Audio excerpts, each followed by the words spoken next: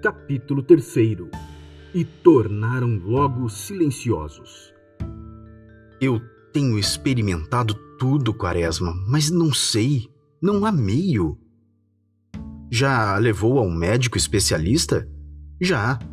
Tenho corrido médicos, espíritas, até feiticeiros, Quaresma. E os olhos do velho se orvalharam por baixo do pince-nez. Os dois se haviam encontrado na pagadoria da guerra e vinham pelo campo de Santana, a pé, andando a pequenos passos e conversando. O general era mais alto que Quaresma, e enquanto este tinha a cabeça sobre um pescoço alto, aquele a tinha metida entre os ombros proeminentes como cotos de asas. Albernaz reatou. E remédios? Cada médico receita uma coisa. Os espíritas são os melhores, dão homeopatia. Os feiticeiros, tisanas, rezas e defumações. Eu não sei, Quaresma. E levantou os olhos para o céu, que estava um tanto plúmbeo. Não se demorou, porém, muito nessa postura. O pince-nez não permitia, já começava a cair. Quaresma abaixou a cabeça e andou assim um pouco, olhando as granulações do granito do passeio. Levantou o olhar ao fim de algum tempo e disse: Por que não a recolhe a uma casa de saúde, general? Meu médico já me aconselhou isso. A mulher não quer e, agora mesmo, no estado em que a menina está, não vale a pena. Falava da filha, da Ismênia, que naqueles últimos meses piorara sensivelmente. Não tanto da sua moléstia mental, mas da saúde comum, vivendo de cama, sempre febril, enlanguecendo, definhando, marchando a passos largos para o abraço frio da morte. Albernaz dizia a verdade. Para curá-la, tanto de sua loucura como da atual moléstia intercorrente, lançara mão de todos os recursos, de todos os conselhos apontados por quem quer que fosse.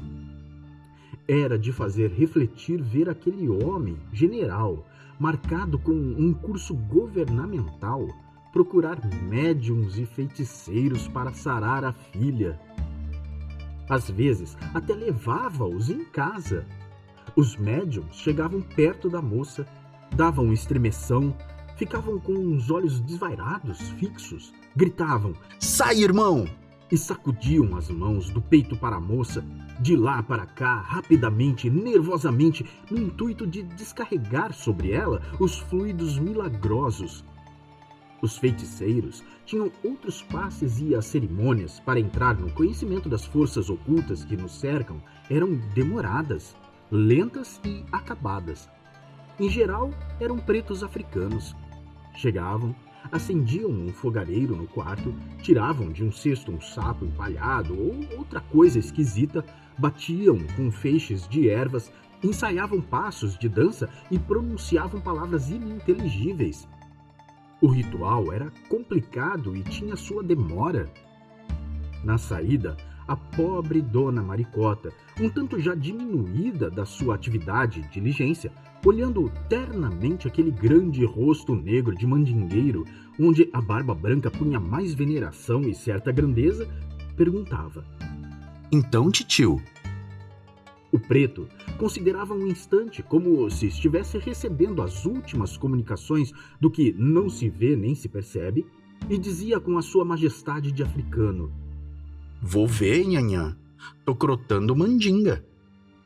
Ela e o general tinham assistido à cerimônia e o amor de paz e também esse fundo de superstição que há em todos nós levavam a olhá-la com respeito, quase fé. Então foi feitiço que fizeram a minha filha? Perguntava a senhora. Foi sim, nhanhã. Quem? Santo não quer dizer. E o preto obscuro, velho escravo, arrancado há meio século dos confins da África, saía arrastando a sua velhice e deixando naqueles dois corações uma esperança fugaz. Era uma singular situação a daquele preto africano, ainda certamente pouco esquecido das dores do seu longo cativeiro, lançando mão dos resíduos de suas ingênuas crenças tribais, resíduos que tão a custo tinham resistido ao seu transplante forçado para terras de outros deuses, e empregando-os na consolação dos seus senhores e de outro tempo. Como que os deuses de sua infância e de sua raça, aqueles sanguinários manipansos da África indecifrável, quisessem vingá-lo à legendária maneira do Cristo dos Evangelhos.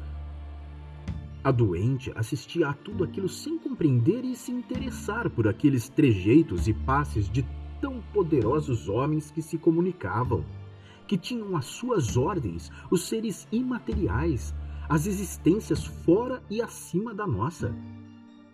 Andando ao lado de Quaresma, o general lembrava-se de tudo isso e teve um pensamento amargo contra a ciência, contra os espíritos, contra os feitiços, contra Deus, que lhe ia tirando a filha aos poucos, sem piedade e comiseração. O major não sabia o que dizer diante daquela imensa dor de pai e parecia-lhe toda e qualquer palavra de consolo parva e idiota. Afinal, disse: General, o senhor permite que eu a faça ver por um médico? Quem é? É o marido de minha afilhada. O senhor conhece. É moço, quem sabe ir lá. Não acha? Pode ser, não é? O general consentiu, e a esperança de ver curada a filha lhe afogou as faces enrugadas. Cada médico que consultava, cada espírita, cada feiticeiro reanimava-o, pois de todos ele esperava o milagre. Nesse mesmo dia, Quaresma foi procurar o doutor Armando. A revolta já tinha mais de 4 meses de vida e as vantagens do governo eram problemáticas. No sul, a insurreição chegava às portas de São Paulo e só a Lapa resistia tenazmente. Uma das poucas páginas dignas e limpas de todo aquele enxurro de paixões.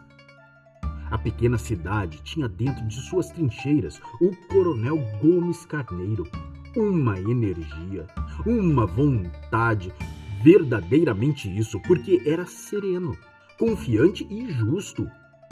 Não se desmanchou em violências de apavorado e soube tornar verdade a gasta frase grandiloquente: resistir até a morte.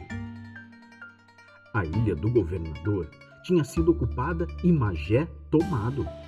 Os revoltosos, porém, tinham a vasta baía e a barra apertada, por onde saíam e entravam, sem temer o estorvo das fortalezas.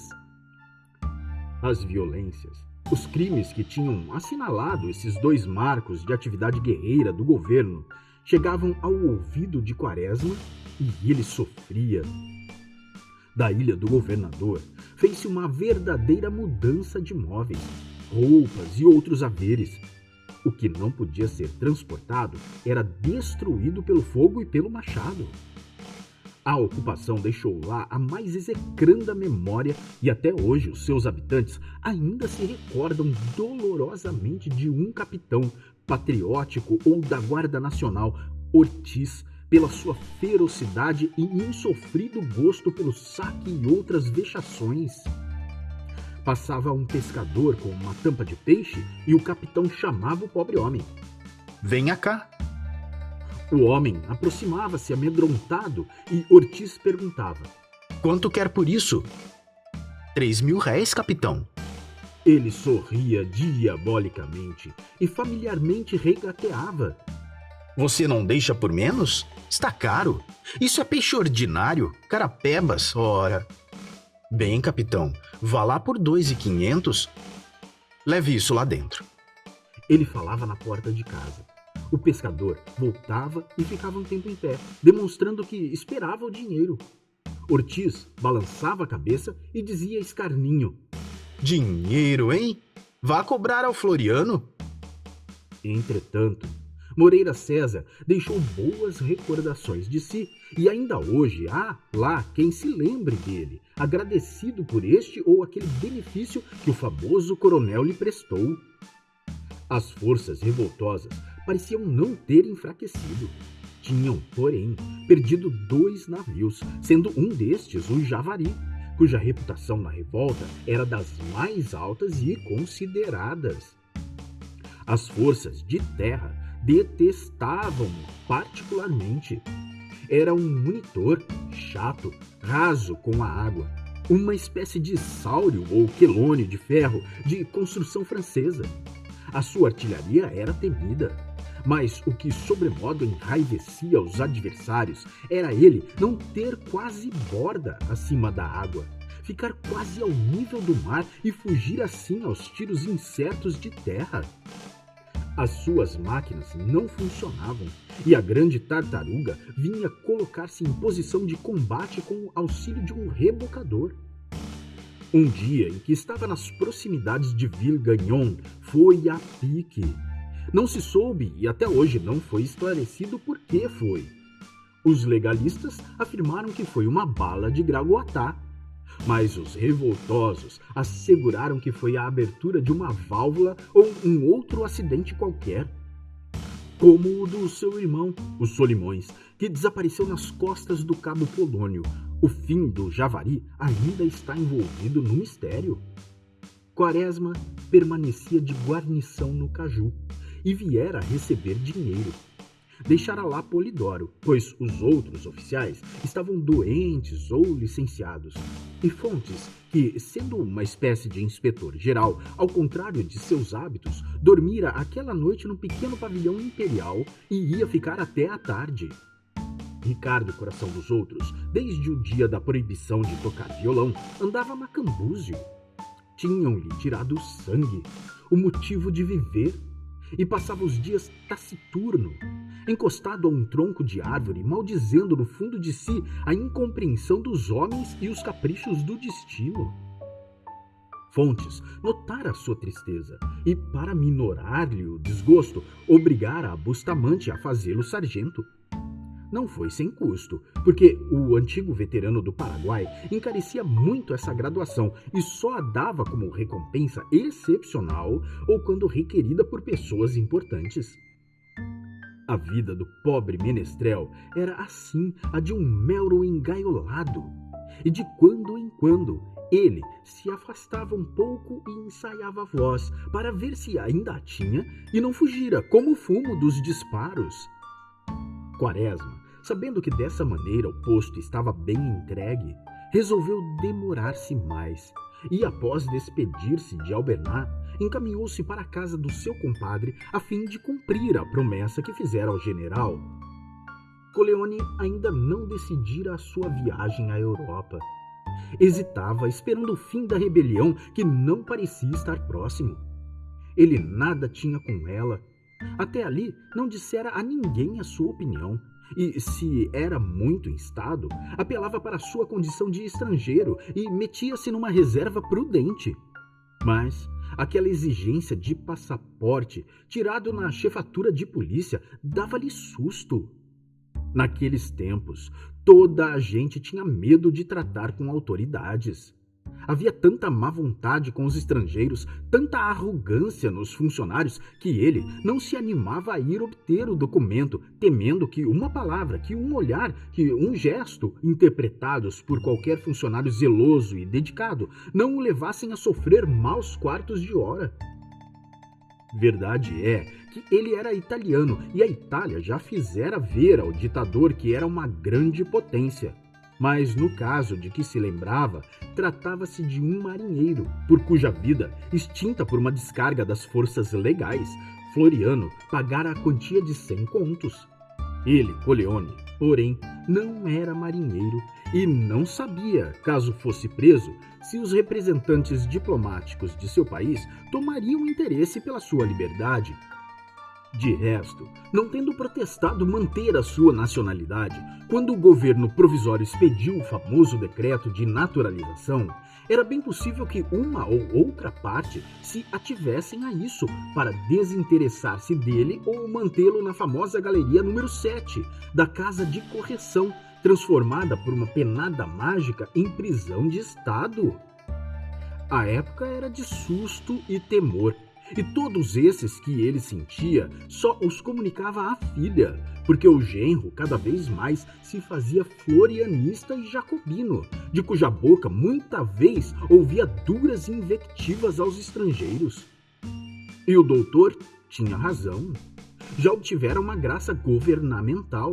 fora nomeado médico do Hospital de Santa Bárbara, na vaga de um colega, demitido a bem do serviço público como suspeito por ter ido visitar um amigo na prisão. Como o hospital, porém, ficasse no ilhéu do mesmo nome, dentro da Bahia, em frente à Saúde, e a Guanabara ainda estivesse em mão dos revoltosos, ele nada tinha que fazer, pois até agora o governo não aceitara os seus oferecimentos de auxiliar o tratamento dos feridos. O major foi encontrar pai e filha em casa. O doutor tinha saído, ido dar uma volta pela cidade, dar arras de sua dedicação à causa legal, conversando com os mais exaltados jacobinos do Café do Rio, não esquecendo também de passear pelos corredores do Itamaraty, fazendo-se ver pelos ajudantes de ordens, secretários e outras pessoas influentes no ânimo de Floriano. A moça viu entrar Quaresma com aquele sentimento estranho que o seu padrinho lhe causava ultimamente. E esse sentimento mais agudo se tornava quando o via contar os casos guerreiros do seu destacamento, a passagem de balas, as descargas das lanchas, naturalmente, simplesmente, como se fossem feições de uma festa, de uma justa, de um divertimento qualquer em que a morte não estivesse presente. Tanto mais que o via apreensivo, deixando perceber numa frase, noutra, desânimo e desesperança. Na verdade, o major tinha um espinho na alma.